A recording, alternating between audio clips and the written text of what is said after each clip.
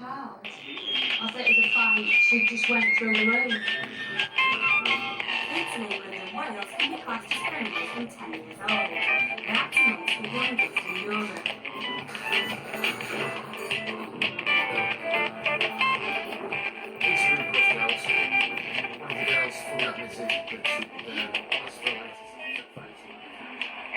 Some people tell you that the barrio is the bad place to live, but I grew up in this neighborhood, and I'm proud to say I'm from here. Me and my brothers, we take care of our own, and we look out for our community. That's why our neighborhood is a number one, and that's why, for sure, man, there's no place I'd rather be. The life Jaime Valdez talks about may seem good, but there's another side to the story. A story of fear, hate, and violence.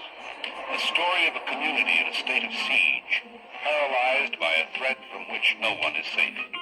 Combating that threat is one of the toughest challenges the law enforcement officer must face. Street gang violence is not a new phenomenon. For lawless gangs of urban youth have been a fixture of life in our bigger cities for more than a century. Today, however, the gangs are a subject of growing national concern, for their influence is no longer confined to the central cities.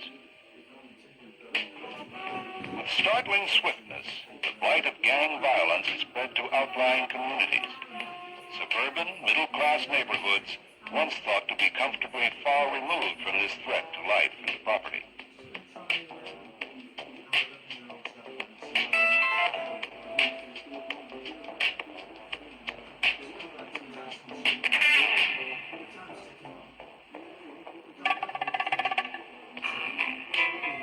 Out of new social stresses, the new gangs have emerged. Bigger, tougher, more mobile than the gangs of the past, and armed with deadly weaponry.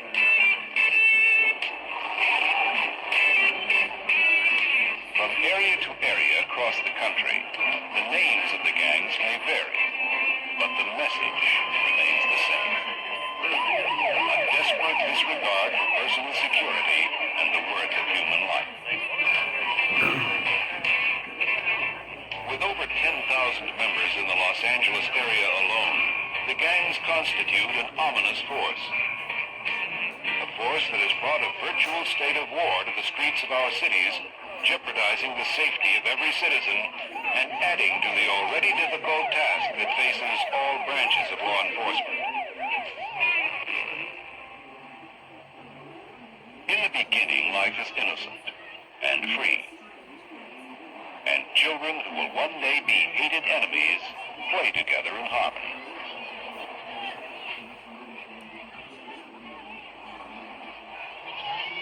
But by early adolescence, many of the kids responding to peer pressures and to traditions that may span several generations turn to the gangs for pride, for excitement, for a sense of belonging. To its members, the gang, or club, or clique, or neighborhood is an identity, a defense against the world. But while belonging to a gang is a harmless inclination of many youngsters, in the ghetto, the gang is far removed from fun. It is a powder keg waiting to explode.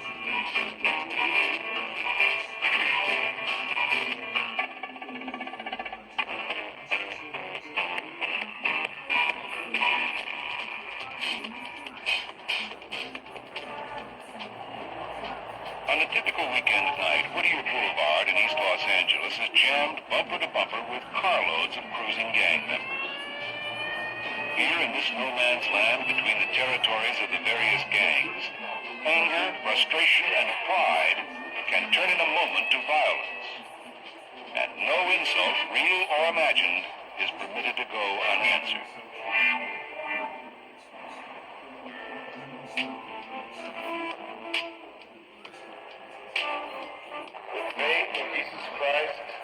Reverently bring the body of our brother to be buried in its human imperfections. May God give him a merciful judgment and forgive all his sins. And may Christ, the Good Shepherd, lead him safely home to be at peace with God our Father. was drunk. They went down to the boulevard to meet her. And he asked the guys, where are you from? They tell him from the avenues, and the hassle just started because they killed one of his friends. So he turned around and shot them. Like I told you, my dad and my brother-in-law are from Mariana. In their days, they told me that gang fight was a good gang fight because everybody used to fight with hands, a couple of sticks, and maybe a couple of chains. A gang is a small army in the community which people get together to protect themselves from outsiders.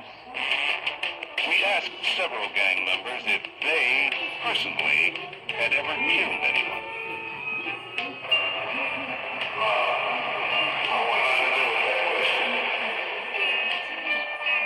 Rather not answer. No comment.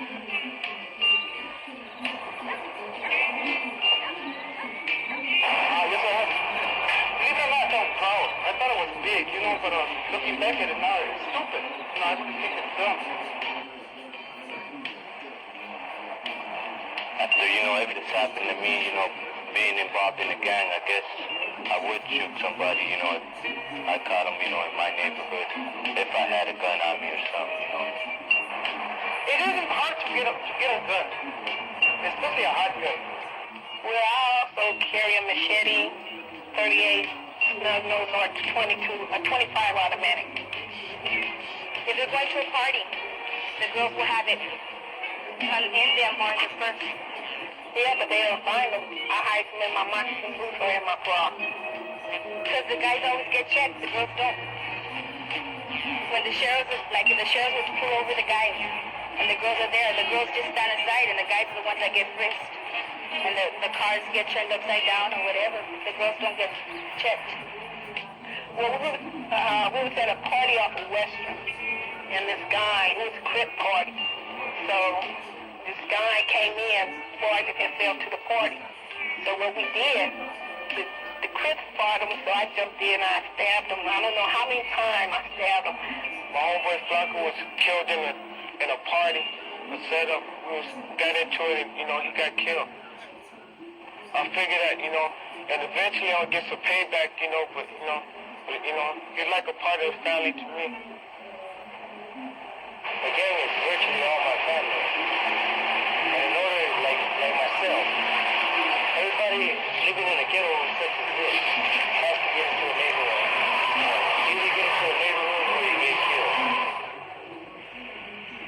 Many gangs actively recruit very young members. Because of their special status under the law, these youngsters may at times serve a function as hitmen. My name is Danny and I'm from Hickory. And I got in, I was 10 years old and now I'm 12. And you get courted in, but they jump you. Certain people from Hickory, they jump you. They beat you up. About a few guys get you and they beat you up. Well, it's like an initiation. My older brothers, I don't know if they got jumped in, but they wanted me to get jumped in, so that's how I got in, Well, I want to be the good guys from the same gang, because I knew a lot of them where I lived, because they all lived in my block. So I don't go to school there. Yes, I tried to go to Virgil, but the gangs are trying to jump me. I tried to go to Gage too, but they tried to jump me there too. Because at Virgil, so one of my friends, he fought with another guy at camp, and he told him that he got friends in Virgil, Hickory, so they got me. They wanted to get us, so we just left from school. I don't want, I wouldn't want to die, but if I have to, to help one of my friends, because I know they would, if one of my friends was to see me getting jumped, I know they would help me. Because I've been around, and I know who would help me and who won't help me. One of my boys got stuck in Manuel High by rims, brutals, anything, crib killers. We would go and pick a car, round up, make phone calls, call fellas, and everybody knows there's a meeting going and they must be there. There's no ifs, ands, buts about it. I can't tell them you gotta be there. And then we go to a meeting.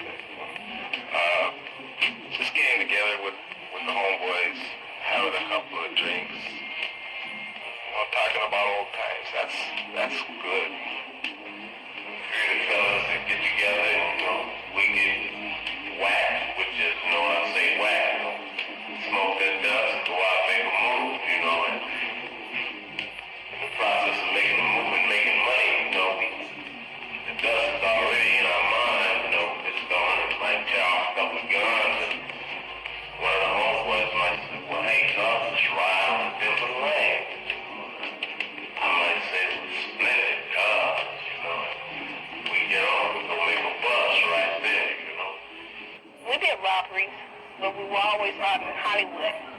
Snatch his purse, or we would go to a bar or something, and let somebody pick us up, drive for a certain mile, where we know where the Crips are at, and we'll set it up right there. The criminal activities of the gangs place the gang members in frequent contact with the police. I really don't like the police because, well, even though if we're not gangbanging, if we're just sitting there having a good time, they harass us, you know. Police, they could die. They all could die. I hate them. The gang's feelings toward the police and toward the world in general are emphatically expressed in wall paintings and graffiti. The most visible sign of gang activity in the neighborhood. The writing on the wall is a means of advertising for your gang, because you're all trying to get that advertisement. That's why people write on the walls in order to show you're number one and you're going to brag about it. It's a means of bragging, just like the company goes out and advertises, like Ford, the brighter idea of people. It just lets other people know what this neighborhood is, you know, like I'll go into another area and, you know, I'll just write my name, you know, let them know that I've been there, you know. I wrote on the wall to show many people, you know, that I was here. You know, I was still walking the streets, you know, put my reputation up on the wall. In many respects, gang graffiti is the newspaper of the streets. A directory of current gang members and a measure of the gang's influence in the area. But the graffiti is not the only form of gang advertising, for members of the gangs often use hand signals to proclaim their affiliation. Well, there's just like Pyros, they hand stick signs like to see it. For us, the Crips is like to see it, which is, you know, mafia Crips this way, you know. Like you have West Side Rim, be something like to see it. LA Outlaws like this. You have someone like Pebble Bishops, which is a hand signal like to see it. And you might have to dim the lane for West Side this way, you know. When I say West Side, you know, it's all like to see it more, you know. Tattoos are another way that gang members identify one another and advertise their exploits.